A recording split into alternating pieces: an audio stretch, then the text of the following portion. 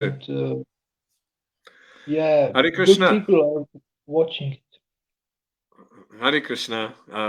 Welcome. Good evening, good morning, wherever you are in the world. Here's part 2 of our discussions on leadership in ISKCON. And today we thought we'd focus on Srila Prabhupada's instructions. We picked a particular instruction, which is the letter to Karandhar, but we may move on to other things.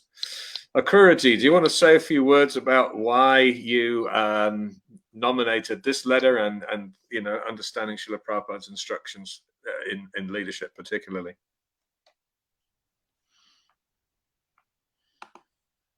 Hello? Can you hear me? Myself? Yeah. Oh, Just yes, if you yes. wanted to say a few words of introduction to this letter. Okay, so this letter was a very great discovery for me. Letter to Karandhara Prabhu, 1972, where Srila Prabhupada gives instructions about leadership and management. And when we look in the letter, we will see what was the content of the letter. But the letter was giving some general directions about how to manage temples and how to deal with people. And one thing that Srila Prabhupada said, we should all become expert preachers and managers. So this is like synthesis of qualities of a Brahmana and a Kshatriya. And I remember when we were doing a service description for the temple president and department heads at ISKCON London, that we realized that we had to have both types of qualities for all temple leaders. So Srila Prabhupada has, in his instruction, he has mentioned that this kind of combination, and that's something that really inspired me when I read this letter. All right, let's read the letter and let's pause from time to time and we'll unpack. Srila Prabhupada often talks almost in sutras, where he codifies a lot of information in a very brief amount of words, which is one of his wonderful qualities. All right, so this letter was sent to Karandhar on the 22nd of December 1972. I often lament that we can't see the letter to which Srila Prabhupada was actually replying, so we're assuming some of the context, but we don't know exactly what it was that Karandhar was proposing. Anyway, here's Srila Prabhupada. Regarding your points about taxation, corporate status, etc., I've heard from Jayatirtha that you want to make a big plan for centralization of management, taxes, monies, corporate status, bookkeeping, credit, like that. I do not at all approve of such a plan. Do not centralize anything. Each temple must remain independent and self-sufficient. That was my plan from the very beginning. Why are you thinking otherwise? Once before you wanted to do something centralizing with your GBC meeting, and if I did not interfere, the whole thing would have been killed. Do not think in this way of big corporation, big credits, centralization. These are all nonsense proposals. So why don't we pause there for a moment? Srila Prabhupada is obviously really unhappy with what he was hearing. And I wonder, but Srila Prabhupada talks about it being his plan from the very beginning that each temple must be independent. And I'd love us to explore just what might be behind that plan. On the one hand, I think he wanted to encourage enterprising behavior, that all devotees had some freedom, some autonomy according to their realization without being directed by one big person. It could also be surmised, possibly, that having witnessed the breakup of Gaudiya Math, where Kanja Babu essentially sold a bunch of temples to fight the legal case, that Prabhupada was trying to avoid everything being under the control of one very powerful individual and so on. But when he says it's his plan from the very beginning to have each temple being independent, we assume that he thinks a lot about this autonomy. So I'll pause and see what you'd like to say, Akuraji.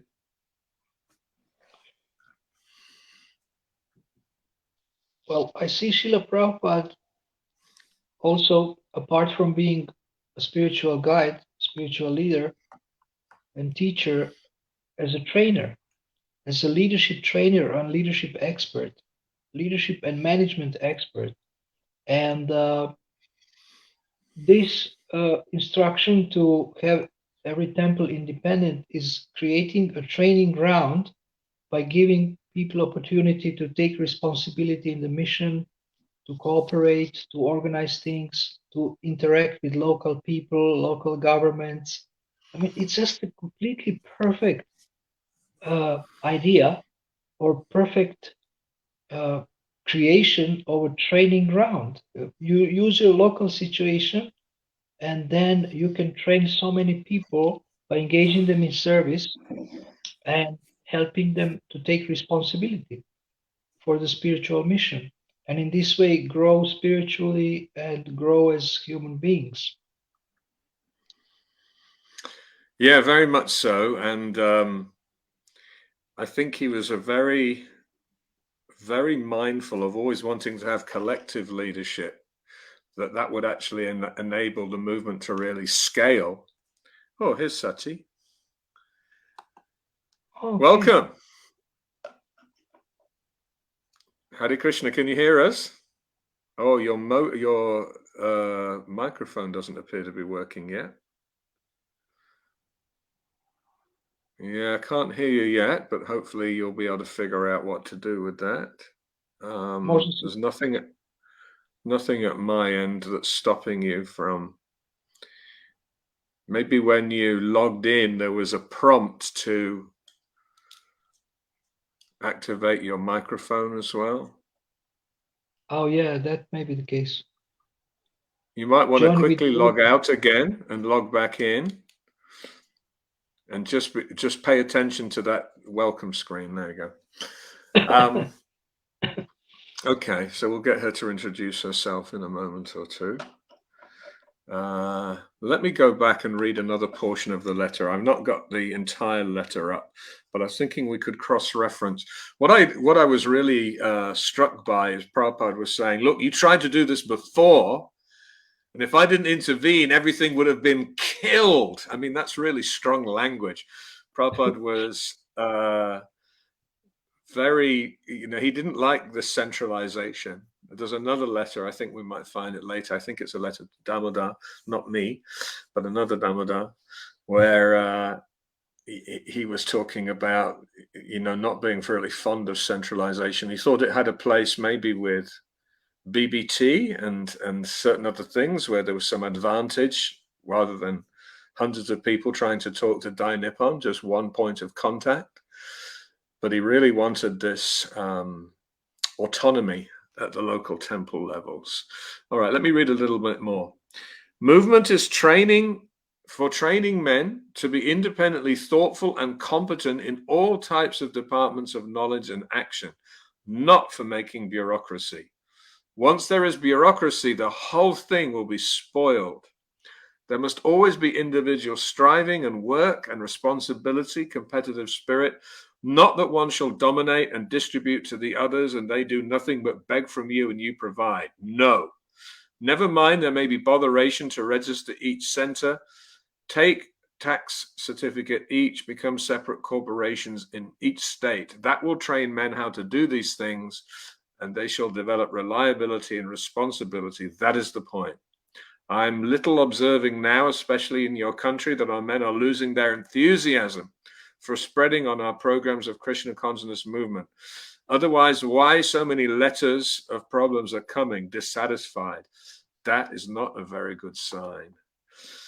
So Srila Prabhupada saw some warning signs. Actually, in the rest of the letter, and I don't have the rest of the text of it just to hand, but he expressed the belief that the levels of dissatisfaction and the letters of complaints were a result of people not really following the regulative principles in the morning program and having good sadhana and so on. But he also mentions it in terms of killing the spirit of enthusiasm. So he thought maybe if we've got controlling leaders, people are going to become despondent and discouraged and disenthused. And of course, you know, you could say a lot of the people who have at some point been involved with the movement have now become sort of sidelined and maybe despondent and maybe disenthused. And many would cite dissatisfaction with leadership as one of the primary causes for their disaffection. I'll pause. I'm not sure what happened to Sachi. Maybe she'll be back. But I'll see what you'd like to say. I would like to mention the phrase Srila Prabhupada wrote, being independently thoughtful. So this is I think maybe misunderstood sometimes by devotees. Like sometimes devotees seem to think that this means being independent of any authority or just ignoring every authority, institutional authority, and sometimes I have seen devotees even they want to ignore Srila Prabhupada as an authority. So, but independently thoughtful, as I understand here, it means that I would also be curious to hear how you understand this phrase, to mean that they use their intelligence basically not and also not be blind followers, just taking orders and executing, but use their intelligence, their creativity to deal with anything they have to deal locally, whether it's dealing with local authorities or with the law or with the economic situation or financial situation. So to use their intelligence, Srila Prabhupada once said that two men were talking and one asked the other, "Are you intelligent?" And he started putting his hands in his pockets and showed that they are empty. And then he said, "Oh, well, I'm not because, I have no money." So he wanted devotees to use their intelligence in any area of life and even for making money. And of course, there is so much about wealth and money and abundance in Srila Prabhupada's teachings that we can have the whole book about this. So one aspect of this is using intelligence. And also, last 2 years, I have been studying and practicing style of coaching, which is like a PhD in independent thinking. It's called Time to Think system of coaching, thinking environment. So it's amazing what happens when you let people think for themselves. It seems like they connect with the best in themselves, or as we understand, they connect to the super soul, which is the source of all intelligence. When you create a space where they can peacefully think, they will not be interrupted by anyone. And in front of them is someone who listens attentively, who respects their intelligence, who believes in their potential. And then they come up with amazing ideas. I mean 10 times more than what any advisor would give them, including the coach who is in front of them. So I have witnessed independent thinking in action through this style of coaching big time. And I myself experienced it as a client when people, listen to me and ask questions and creating for me a thinking environment. My thinking was much better than it would be if I would be alone. So when I remembered when I saw this, I remembered this phrase, and I thought, wow, this might be pleasing to Srila Prabhupada if we develop that skill. Yeah, I think Srila Prabhupada would be disappointed if he thought that we had, I think we might have mentioned it last week, the idea that there are some very smart people, and then there are the masses who don't have that independent thinking ability. They don't have the confidence to think for themselves. They don't have the skills to think for themselves. They don't even have their own self-reliant grasp on Shastra and so on. I think Srila Prabhupada would feel that that's not what the movement's meant to be about. We talked a little bit last time about how we can learn some things from the secular world. This is a big trend in the secular world at the moment as well, how we should devolve authority. I think I mentioned last time, much of the structure of organizations when they became very large was based on the feudal system. So we had, the landowners who bought factories and put all the serfs, the people who had worked the fields, to work in the factories. And their concept was, we are the intelligentsia. Those are dirty, sweaty people with screwdrivers. Why would we ever ask them their opinion? But as society has progressed, they've realized that if everything has to go to the boardroom for a decision, organizations aren't nimble enough. We see even the GBC only meets, I think it's meeting more frequently now, but it was only meeting once a year. So it needed that there was empowerment at the local level. So people didn't have to wait to someone sign off. They could, they have the authority to act. We call it empowerment. One of the most interesting books I read a few years ago now, it's about 20 years ago now, was a study by a researcher called Jim Collins, called Good to Great. And he looked at organizations that had been, established for some time, but were very ordinary in their performance, nothing brilliant, not, above or below the stock market average, but then developed a real breakthrough, real progress.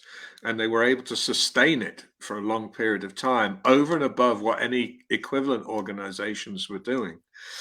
And when he studied what was it about those organizations, there were several factors, the very first of which he called level 5 leadership.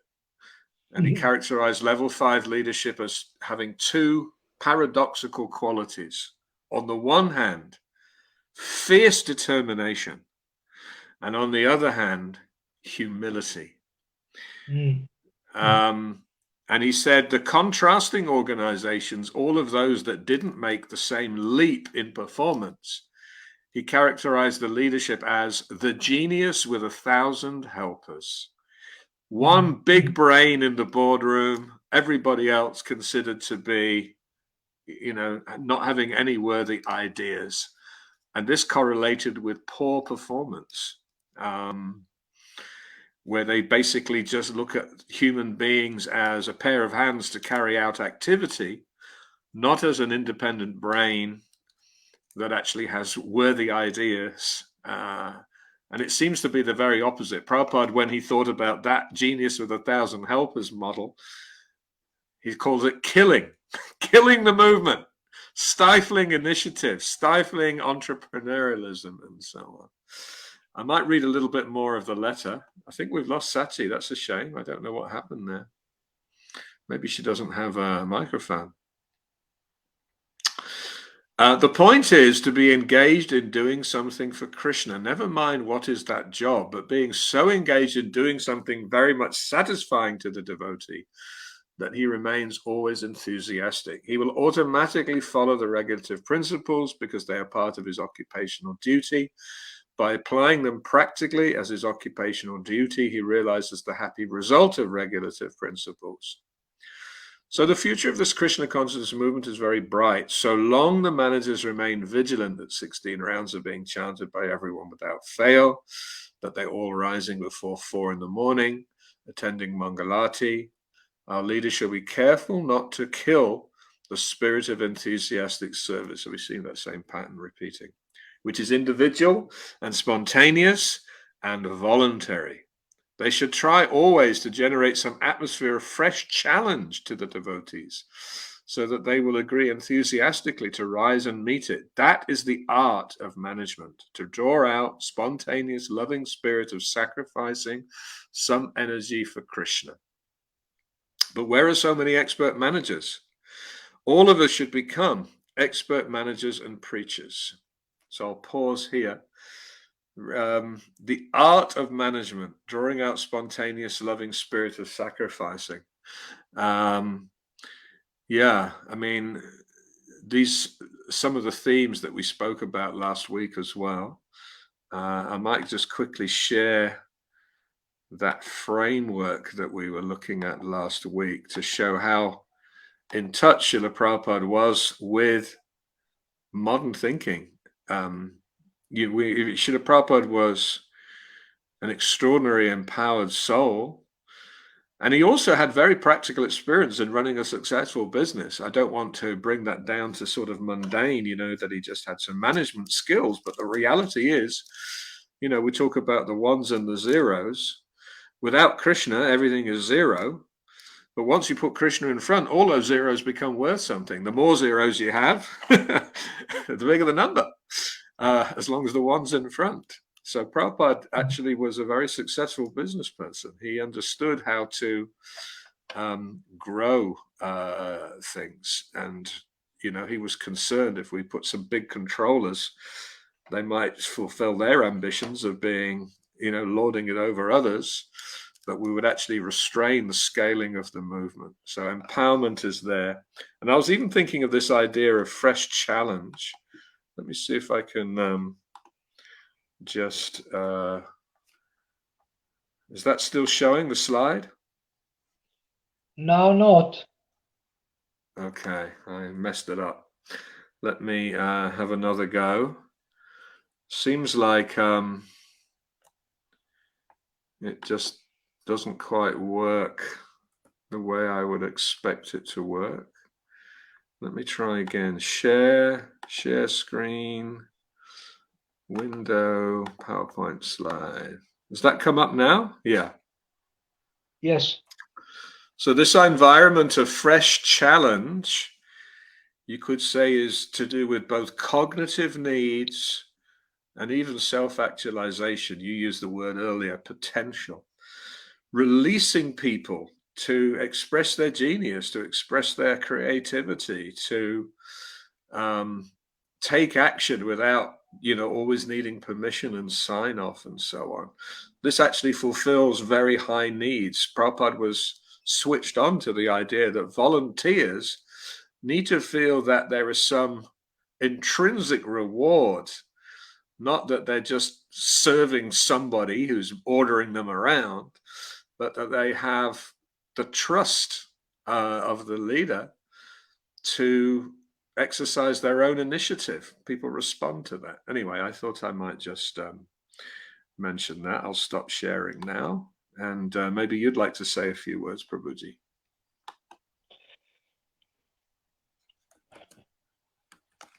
Would you like to say some words?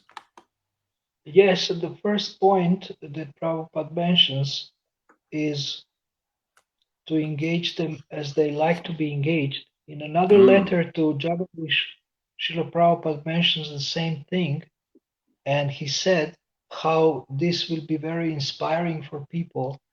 So there is two verses, one is in the Bhagavatam and one is in the Nectar of Devotion, which are more or less the same point.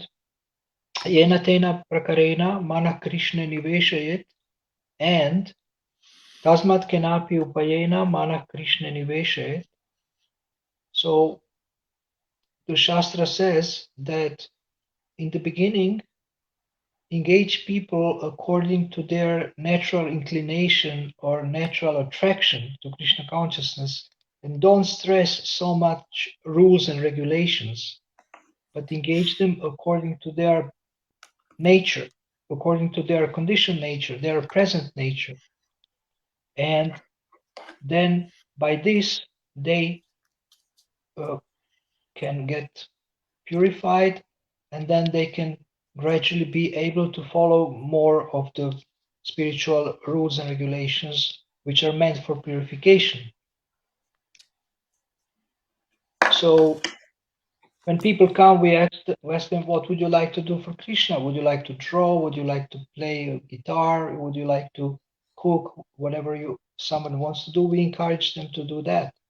And this is very, very nice. It's a nice bridge to enter devotional service through something that you already have.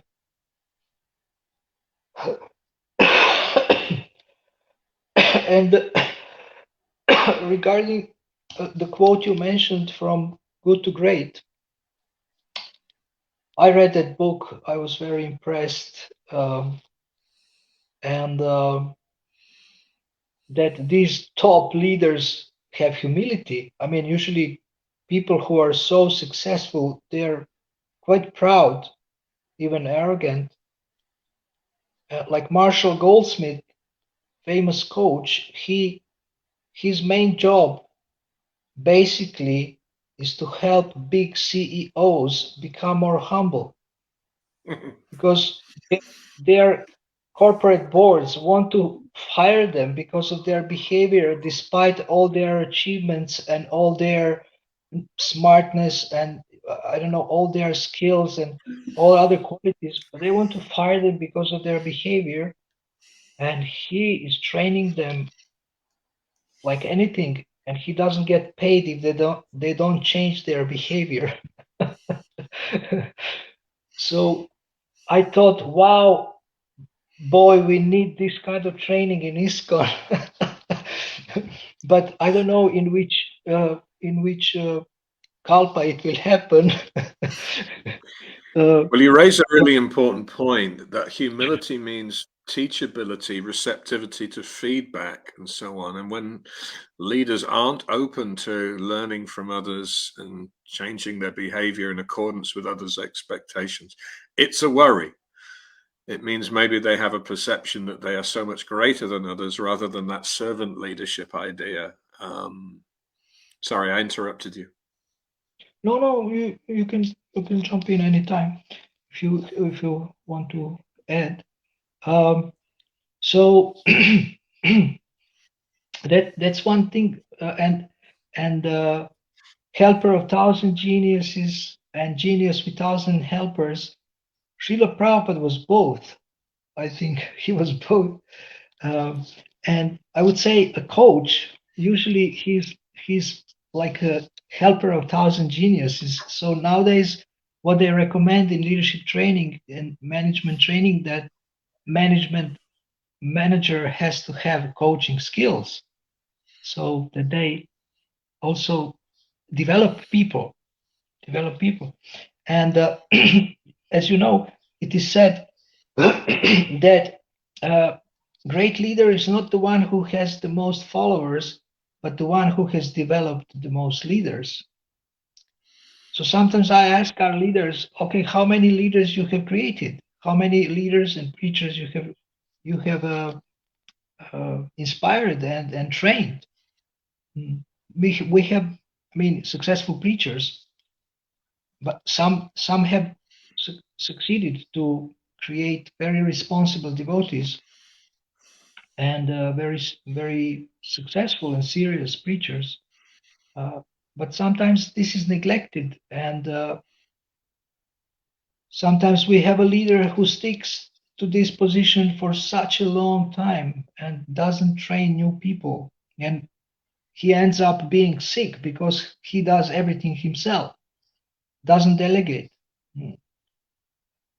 So Srila Prabhupada was delegating quite quickly, even to incompetent people. He would throw them into water to swim, and they would grow as they go. So these are some of my thoughts.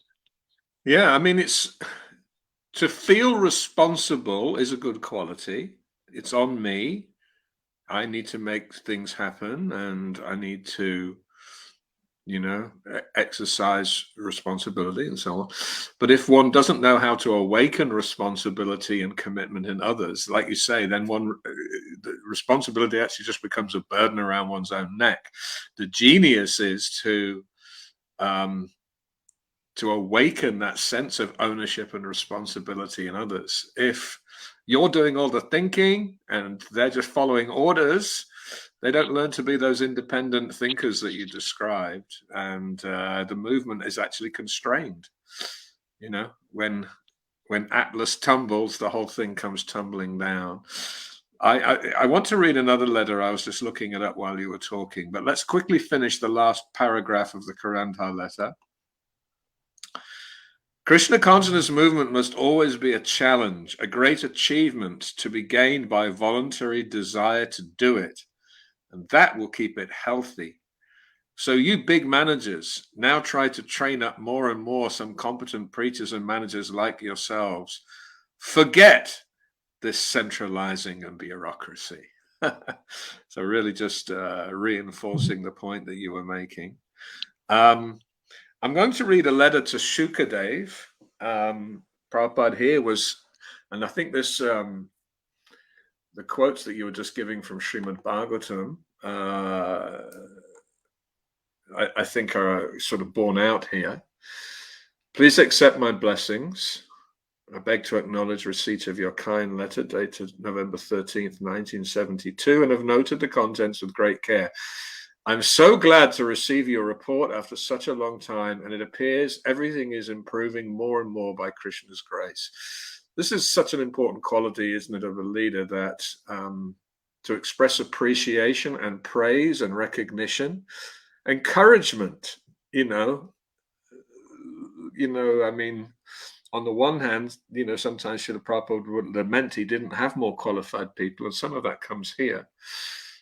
But this deep appreciation and encouragement for those leaders, Prabhupada was very aware that he had a limited time. He often talked about everything was an emergency. What was his word? I could go at any moment. Therefore, he invested so much energy in that next tier of leadership, supporting them to be ready to carry the responsibility forward afterwards. I like this idea of distributing books and preaching. That is Lord Chaitanya's plan. And because you're doing it so nicely, you're already making the greatest contribution. So what need is there for some special instruction from me? What a humble thing to say, you're already doing everything. So, obviously Shukadev had asked for some special instruction. And then Srila Prabhupada says, but if you want, I must give, because you're serving Krishna so nicely. So in that case, my request to you is that you enter into the universities and colleges wherever possible and preach there with a view to recruiting some first-class devotees for helping me manage and push on this movement all over the world. So Prabhupada is saying, because you've asked so nicely, I'm obliged to serve you by giving you some direction. Okay, so here's an idea. University preachers, let's get some high-quality people to help me manage. First-class devotees. Now, there may be a sense there that the skills that we need to manage this society come from these people with tertiary educations. It's not necessarily that, any Tom, Dick, and Harry Das can do this thing. And so he's not discouraging. You'll see he actually comes back and again praises Sukadev for being such a good devotee. But I'll finish, this letter. Overall, there is a shortage of first-class experienced men to manage things just to the highest standard, as you are doing.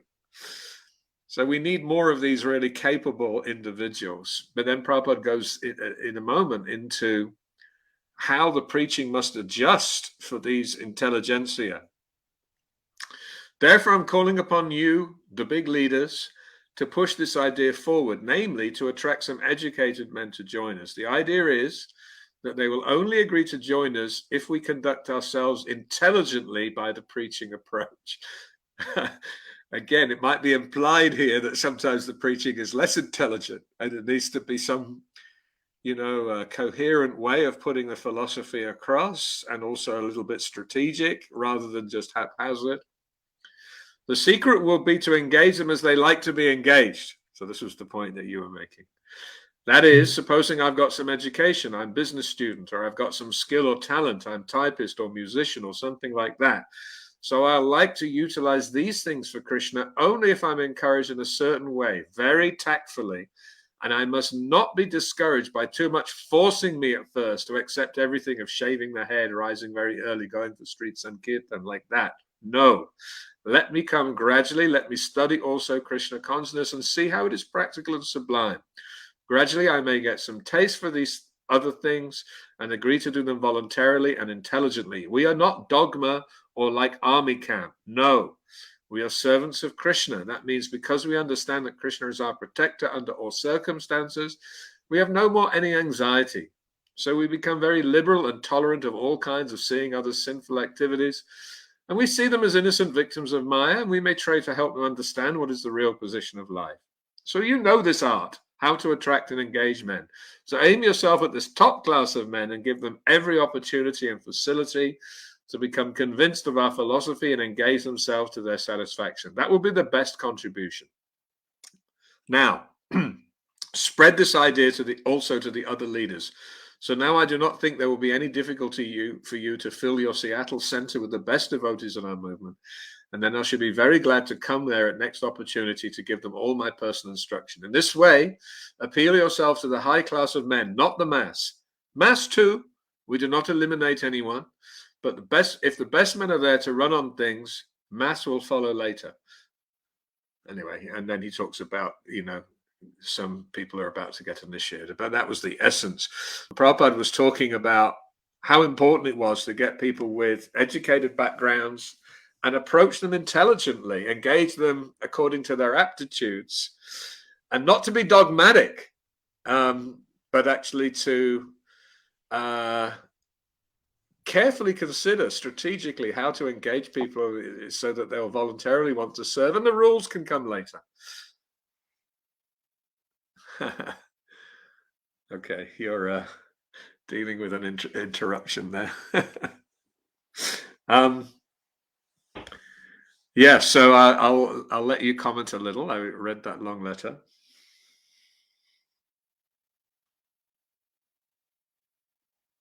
Over to you, Akuraji. You're muted. You're muted. You're muted. Oh, sorry. I pressed it because somebody was at the door. Yeah, no, I could see that. Yeah. So, well, it's so beautiful how Srila Prabhupada very precisely describes what we should do and how we should deal with people. And these are really gems of instruction. And one thing I'm getting from this is that we should show respect for people's intelligence and not come across as know it all or top down or condescending. And see how to use what I already have and make a bridge or connect or engage in service. And sometimes Srila Prabhupada would ask his educated disciples, what do you think? Does it make sense? What do you think? Srila Prabhupada would ask his disciples, what do they think? So that's a very powerful question, because it shows that the one who asks this question respects the intelligence of the other person. And sometimes people complain that we come across as people who know everything, and especially if somebody is in a position or has a title, whether spiritual or any, or a position or management, leadership, then one thing that people complain about is that leaders talk but don't listen. So you cannot connect with them. It's just one-way communication. And I had this experience myself, and I had done it myself also in the early days. But I thought, that's the way to go. So, so now I think there is so many courses on listening, And leaders are becoming aware that they should also listen and understand people and respect their intelligence and show them that they respect their intelligence and acknowledge and appreciate their intelligence. And we don't know who is who and what they were doing in their past lives. So maybe someone is even much more advanced than me because they came a little bit later to ISKCON doesn't mean that they're less advanced than me. So I should be listening very carefully what they say and understand that they already have a relationship with Krishna and respect them. And now one thing about engaging materially materially intelligent people is that sometimes acharyas like Bhaktisiddhanta Saraswati would send very educated people to wash pots. Because somebody who knows a lot may be very proud, but the business of a guru is to help that person to become more humble in order to be able to listen. And in the Bhagavad Gita, the first item of knowledge is amanitvam, which means humility. In order to receive knowledge, one has to be humble. So, on one hand, we respect people and their education and their personality, but on the other hand, we also need to help them to become open to spiritual knowledge. Yeah, I think the command and control instinct is actually anathema to Vaishnavism.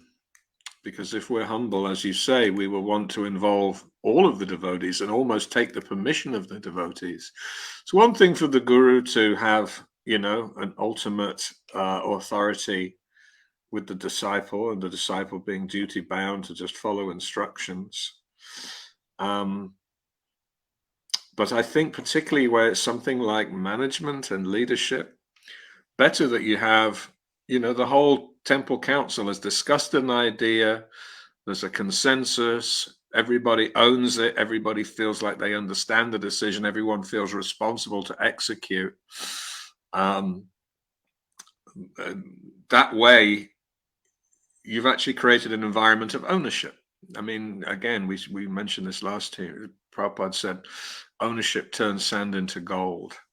And if some people feel disenfranchised, this term sometimes is used, disenfranchised, means I don't feel like I have a vote. I don't feel like I have a voice. People become despondent, especially in the West, because people are accustomed to feeling like they have an idea, they have an expression, especially if they've been around for a while. If they still feel like they're infantilized by leadership, then this is very discouraging. It violates that need that we were talking about earlier, the cognitive need, or the need to feel like I'm progressing, I'm becoming, more than I was. It feels like I'm not recognized as a person that, has ideas and worth. You seem to be frozen there, Akrura. Are you still with us? Maybe not.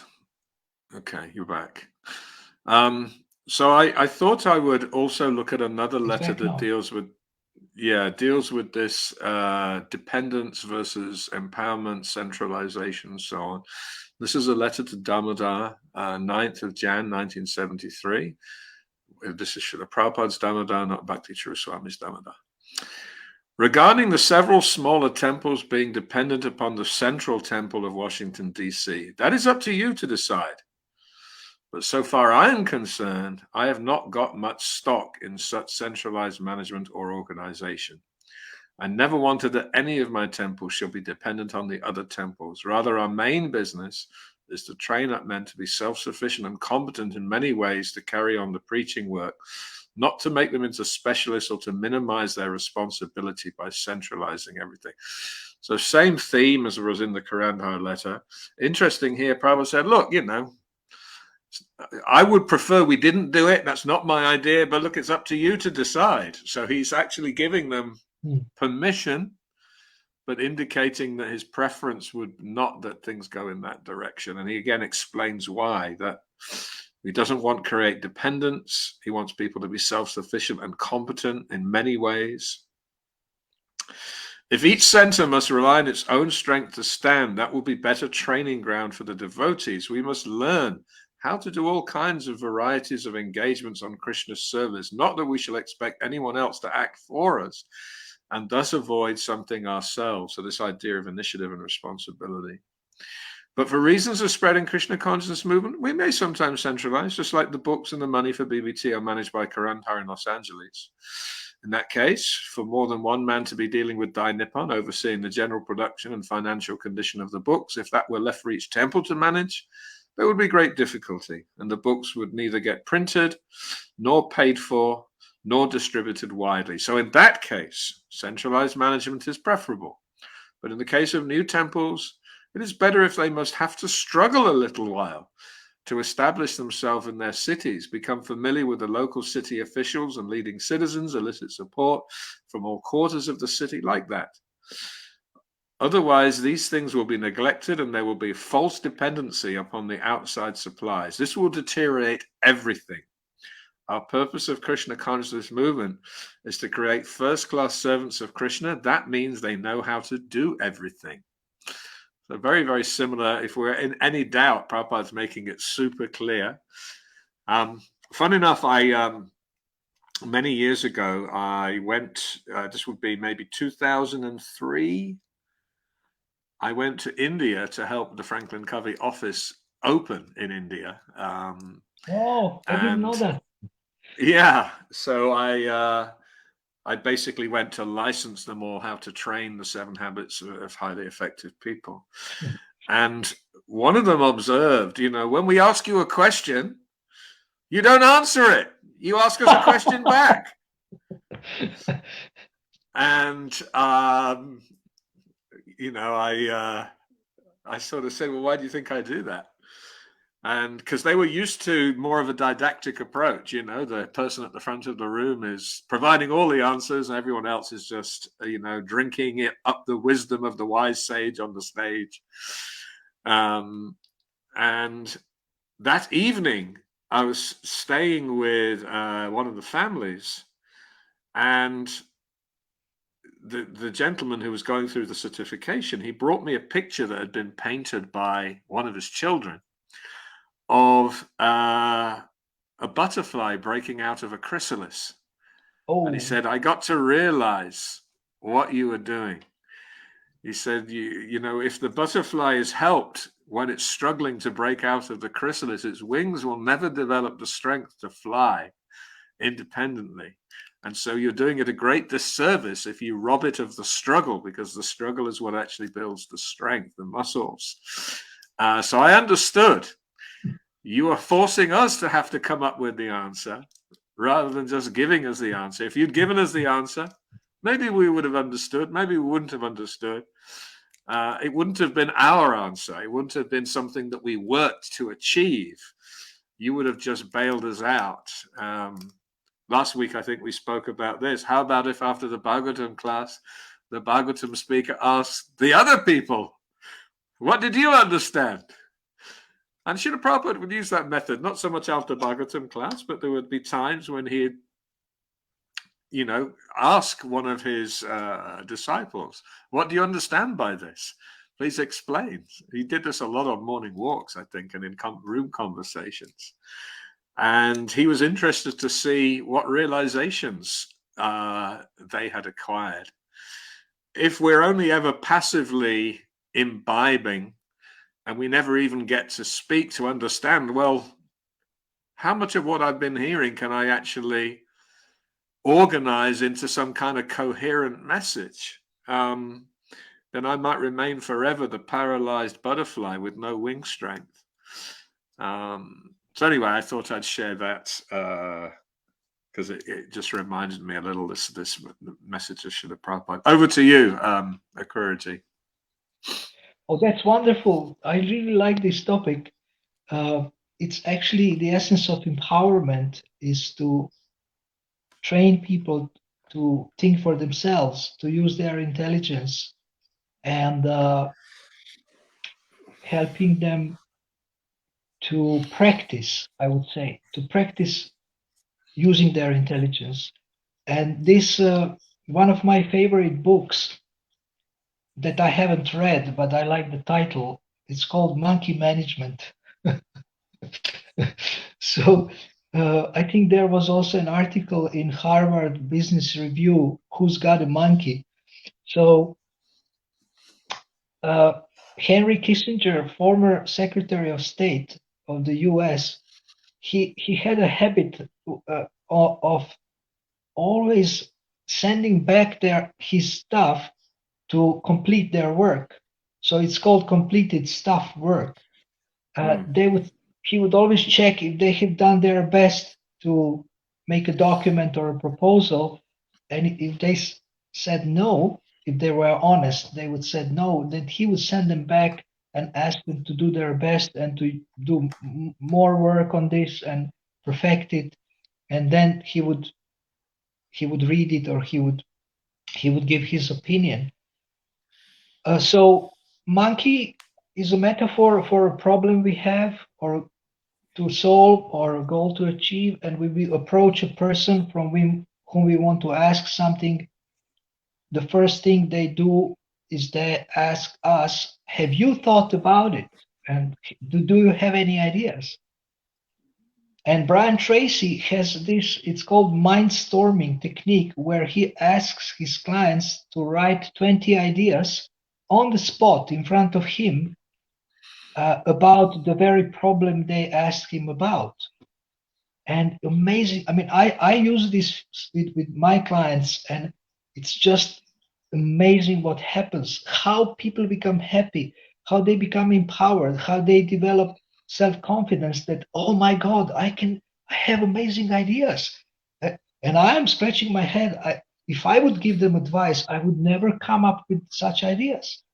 So just because they're lazy or they don't have a habit to think and to use their intelligence, the consultant or a trainer has to give the ball back and let them run with it, and let them think on paper, let them write down something, and amazing things happen from this kind of approach.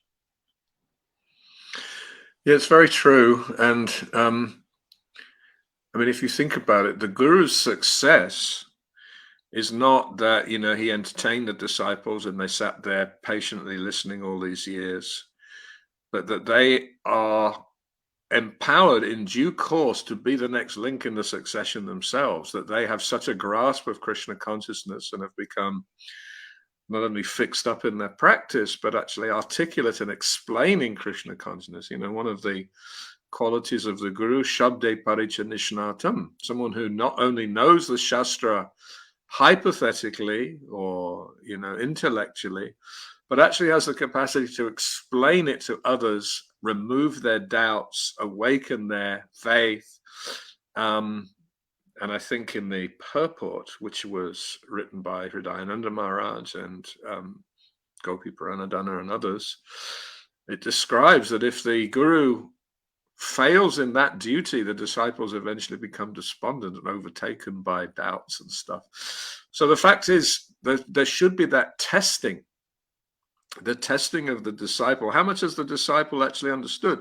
Shravan is nice, but it must turn into kirtan. That we must repeat what it is that we've learned. Srila Prabhupada would encourage his disciples to write, for instance, as well as become expert public speakers and so on. Not that they're only good at listening, not that they're only good at imbibing, and they haven't developed the expertise to articulate as well. So it's very true. I mean, coaching is one of the main things in the curriculum that we teach in our organization, the business that I work for. And we use John Whitmore's GROW model. So someone brings a problem. Okay, well, what's your goal? GROW starts with a G for goal. What's your goal? What are you trying to achieve? What would success look like? We ask those kind of questions. Reality. So what's the main issue that you're wrestling with right now? Options. Well, what are some of the things you could do? That's the mind storm that you were saying. What are some of the possibilities here? We're not asking them to instantly say, what will you do? Or I'm not telling them what I would do. I'm asking them to come up with some possible next steps, and then will. Okay, what actions will you take? How strong is your commitment to those actions, and so on. And so it goes, from someone feeling helpless and dependent and not thinking for themselves and thinking you're going to give them the answer, to them actually developing, with your support, clarity about the outcome, clarity about the challenges, a range of options, and committing to an option, making a decision. I'd love to see more of that being employed in the practice of Krishna consciousness. It's not at all antithetical. I know maybe our tradition is, Guru speaks, disciple listens. But yes, until that disciple has become an expert speaker themselves, there's a possibility that the parampara will end because that person is disabled, that person has not been enabled, that person has not been developed. We know that Jali Deka Tari Kaha Krishna Upadesh Ama Agai Guru Hoya Tada Eidesh. Whatever you've learned about Krishna, that's what you should be telling others. Tell everybody. In this way, you become a guru. This is the mission. Lord Chaitanya was empowering people to become transmitters of Krishna consciousness, not simply absorbers of Krishna consciousness. And this is a mission for everybody. I think this is often misunderstood, Amara Gaya Guru Haya Tada Eidesh. Lord Chaitanya is telling you, I'm giving you the order. Do it! We're coming up to about an hour. I don't know what your schedule is. I'll see if you've got some points you want to add, and maybe we can look at one or two more questions, or you may prefer to think about wrapping up. Your choice. We can continue for another 15-20 minutes. Okay. Yeah, that sounds good. We went for 75 minutes last time, so we can do something similar.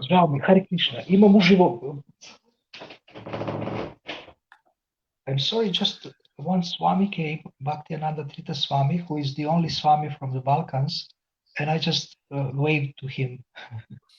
That's all good. He used to be a TP in San Diego. Oh, okay. But now he's a traveling sannyasi. Usually he does Balkans. Bhaktiananda Tirtha Swami, disciple of Bhakti Vikas Swami. So one thing about managers and management, I want to mention that the goal of the managers usually is to get things done. And by having this goal in mind, they actually forget that their service is also to develop people. So not only getting things done for the service, and we have to cover services, but part of your service as a leader and a manager is to make sure that person who does service grows spiritually, grows morally, grows emotionally, is taken care of in all kinds of ways. This is also part of your service, not only to get things done and then get credit maybe for yourself or something. And also, part of it is to give them credit for getting things done because they have worked. You have engaged them. That's also valuable, but appreciate them. There is famous pastor John Maxwell who has this book, Developing Leaders Around You. So when I was in your training of 7 habits with Krishna Dharma Prabhu, you provided 3-day training. I felt like a plant, and I felt you are like a gardener, and you are really like nurturing us and helping us to develop these training skills and to train people in these principles of goodness. And I felt I want to do this to other people. So when I gave courses, I kind of follow in your footsteps. And I saw people as valuable plants that need to be watered and that to create an environment where they can grow. And there is a famous letter to Tejas of Srila Prabhupada, where Tejas is expressing the lack of results in India of recruiting life members and achieving all kinds of practical results. And Prabhupada said, don't be depressed. We are not into results. We are engaging with service just so you can grow spiritually. You can develop your devotion. Don't focus so much on external results. Of course, Srila Prabhupada did want quantitative results and the number of books distributed. He wanted both. But in this letter, he stressed that what is the purpose of all these activities?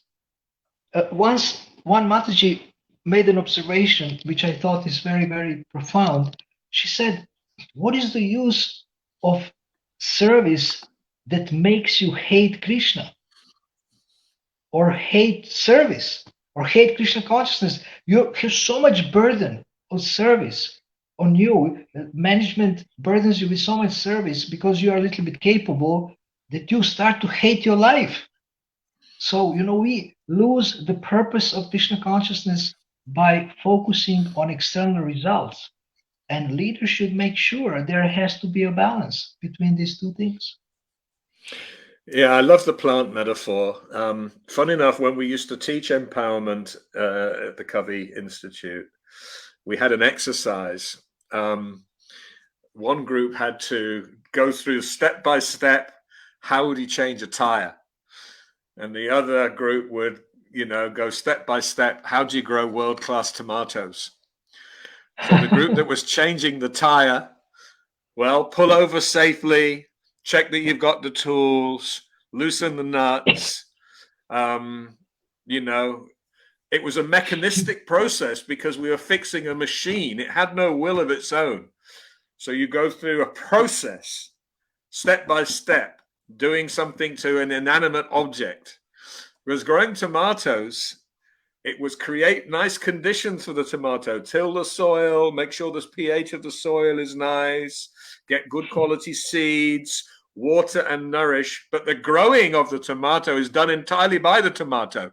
All you can do is create the conditions for the encouragement. So this was one of the things that we looked at. And I think it's very profound. I mean, when I was serving as a TP, I saw my role purely as leadership.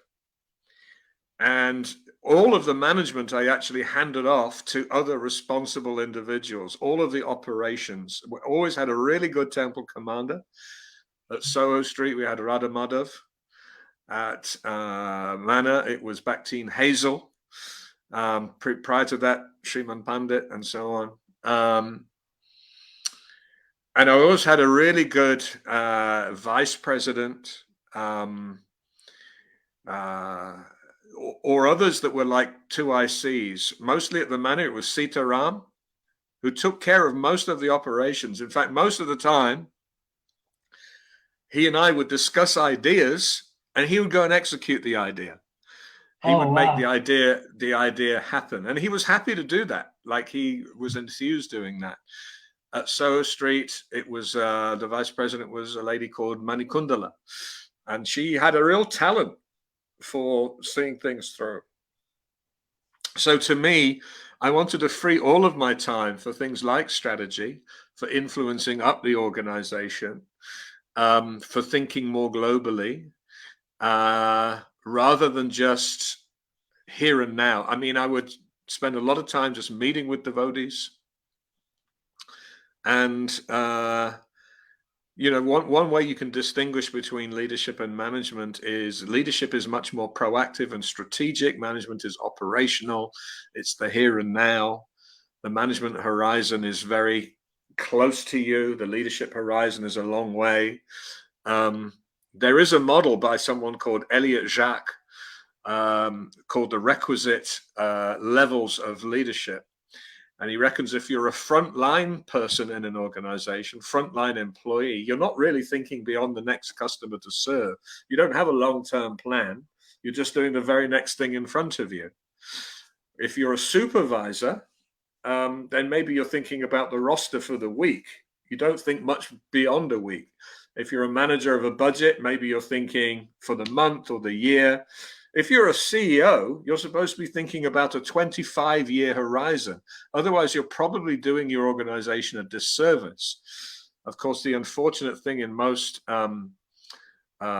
corporations is they have the stock market wanting quarterly returns, and therefore they think short term. And this is why so many organizations don't have very good strategies. So this idea, certainly Prabhupada was thinking really long term. If you think about him coming up, for instance, with the idea of farm communities, he was thinking, how will we have employment that's favorable for the devotees to practice their Krishna consciousness? Not that they're all now working in mundane jobs, but how do we create communities where, children can be raised and spend their entire life in Krishna consciousness, self-contained, self-sufficient, self-reliant? That's a long-term strategy. If we're only thinking, how do I pay the bills this month? We're really not just practicing leadership. If I'm just thinking about how do I fill the rosters this month, we're really not practicing leadership. That, of course, also needs to be done, but it's not leadership. I also put this quote up that you saw perhaps earlier from Drucker. You were sort of making a reference to it. Management is getting things done through people. People are a resource that I command. The thing I'm focused on is getting stuff done. Leadership is the development of people through the achievement of objectives. So still things are getting done, but actually the big task now is, how am I growing this human being? How am I growing this devotee to become capable of more and more and more? So I thought I'd just throw those few things in there. Back to you, Prabhuji. Do we have any more letters or any more reference material or other thoughts that you have? Yes, I want to mention that all Srila Prabhupada said, it is in these instructions to managers, is in line with the principle, one of the 4 principles that I heard Srila Prabhupada adopted. Utility is the principle. He was very practical, and he would always, like, one thing I learned from Jay Abraham, a very famous marketing expert, is optimization. He has a book called Getting All You Can from All, Getting Everything You Can from All You've Got.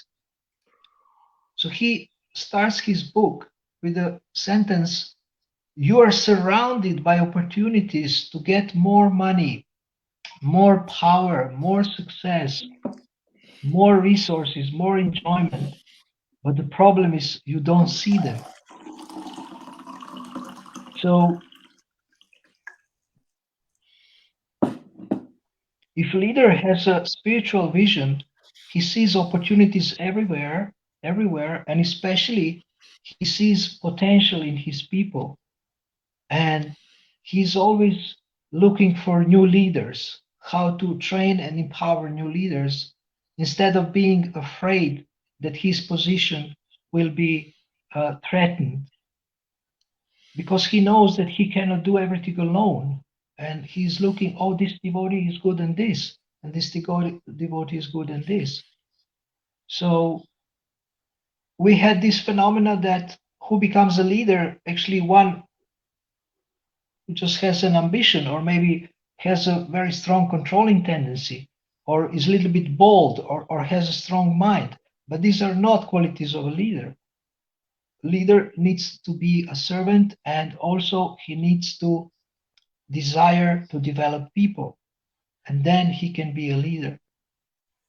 And Srila Prabhupada did amazing things. I mean, he believed in, of course, he had a vision that his disciples were sent to him and that they are not devotees from this life. So he already believed in their potential, in their spiritual potential, and their potential to help the mission.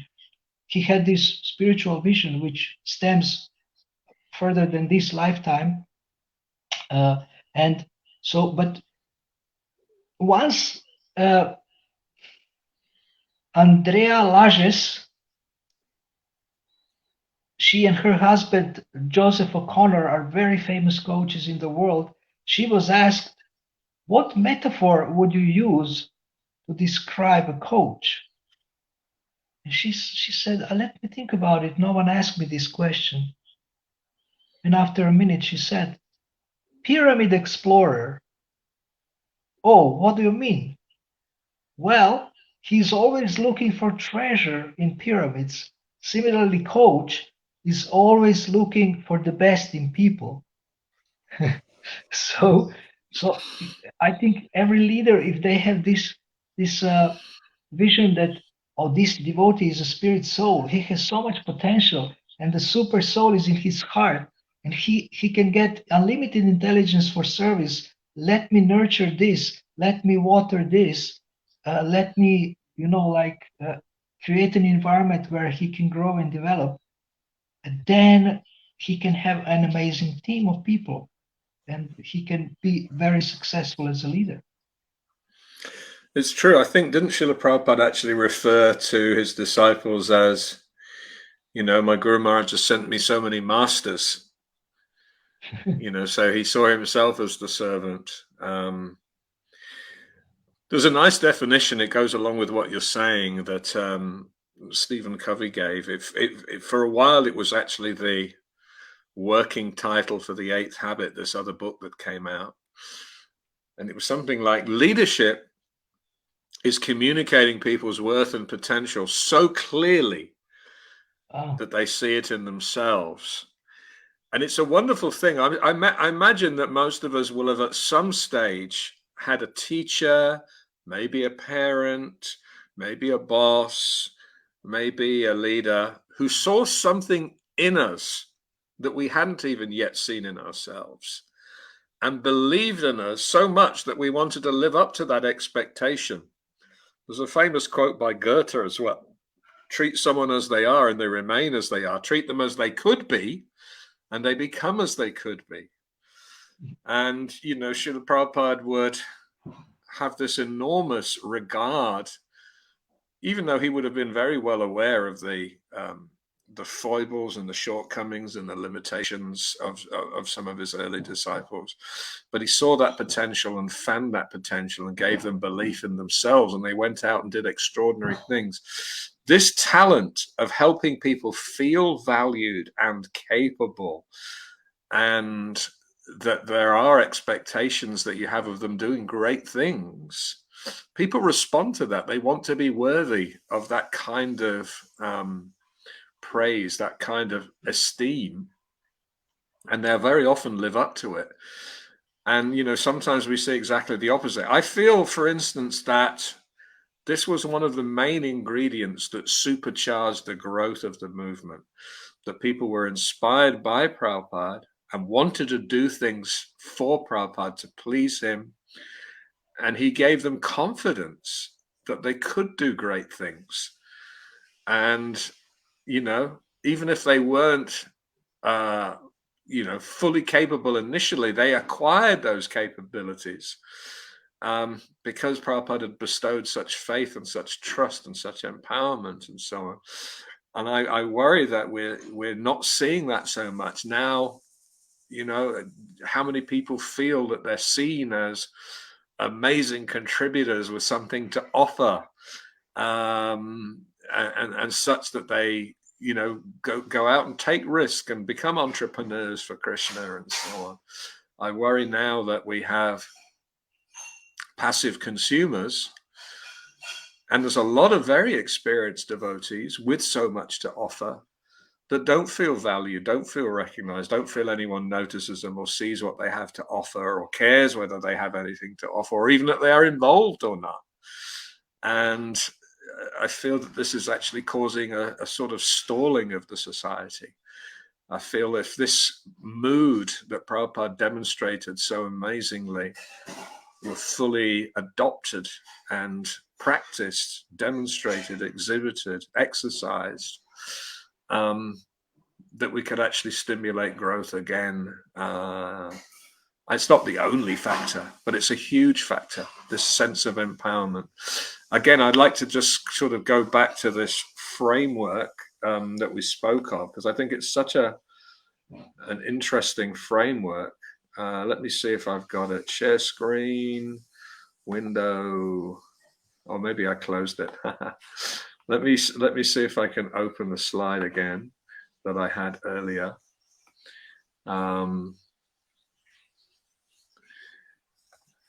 Here we go. So slideshow.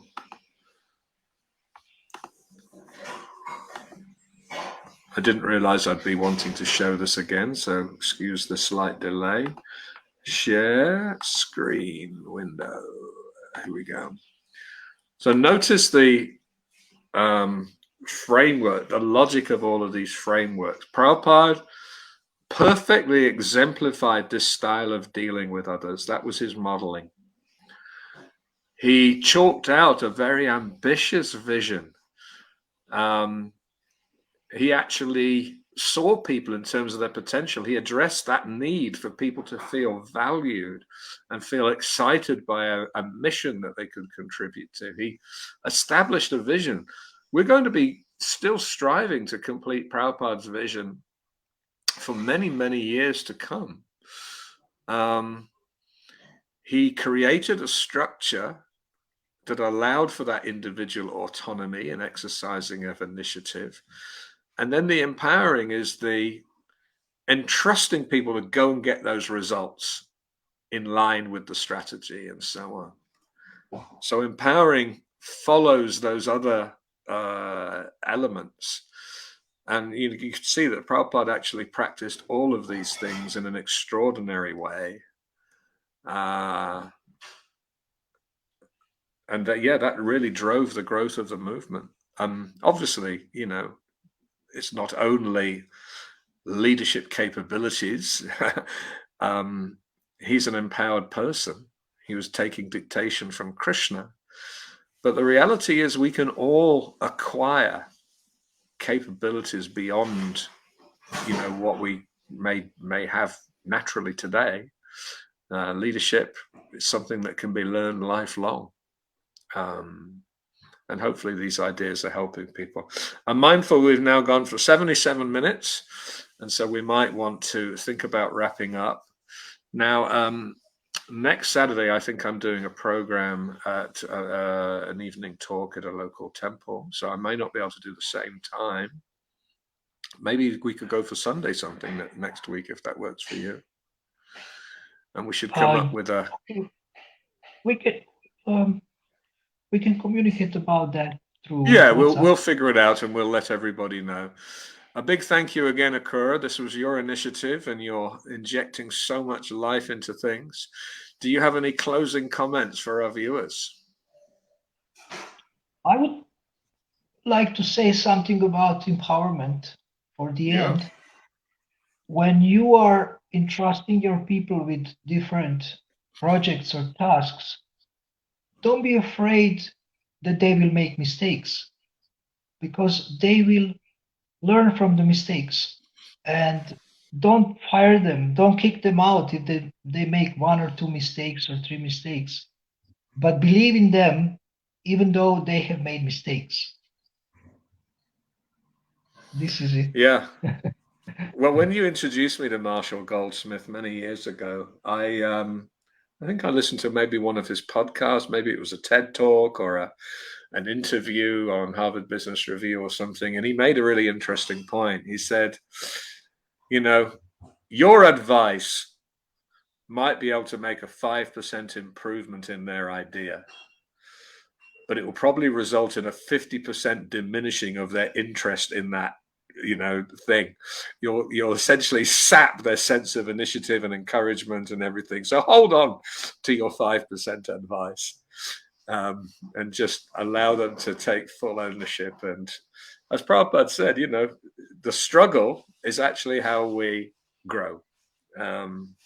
We see that if people go to the gym, if if you don't push your muscles all the way till they sort of hurt a little bit, then you're actually not going to build muscle. And it's the same thing about, you know, commitment and so on. I mean, imagine some of the challenges that Prabhupada threw out. He talks here of challenge being the art, fresh challenge that people want to rise to. Like, I want all these Chaitanya Charitam readers out in a month or whatever it was. You know, it was some, you know, outrageous deadline.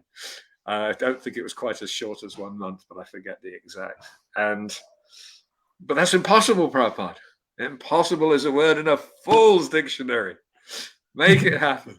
And of course, they rose to the challenge and achieved extraordinary things in the result. And yeah, Prabhupada he was very well aware of people's shortcomings, but he made them believe that they could do things. And they went and proved him right. And that's fantastic leadership. That's an extraordinary form of leadership, one that we would be good to revive and learn, this art that Prabhupada has shared with us. Thank you very much, Prabhuji. Hare Krishna. Thank you, viewers. We'll let you know. Stay tuned to Virtually Ghosty and we'll let you know. I'd like to get some ladies on, so it's a shame, for instance, that Sati wasn't able to join today, because I think, you know, let's really make it into Ishta Ghosty and encourage perhaps lots of people to join these things. If you're interested as a viewer, let us know, and we'll perhaps work on a topic and, you know, create more and more of this conversation that we're having. One idea I think is maybe to, you know, explore women in leadership positions, whether that's, you know, guru positions, management positions, and so on. What was Prabhupada's expectations there? So it would be great to have some Vaishnavis to join us. I'd hate to think that we ignore 50% of the talent available to the society just because of some old patriarchal prejudices. That would be just a horrible, horrible thing. All right, enough of the baiting. I will see you soon. Hare Krishna. Hare Krishna, Prabhu. Thank you. Haribolo. Thank And you, everyone Prabhuji. who was watching.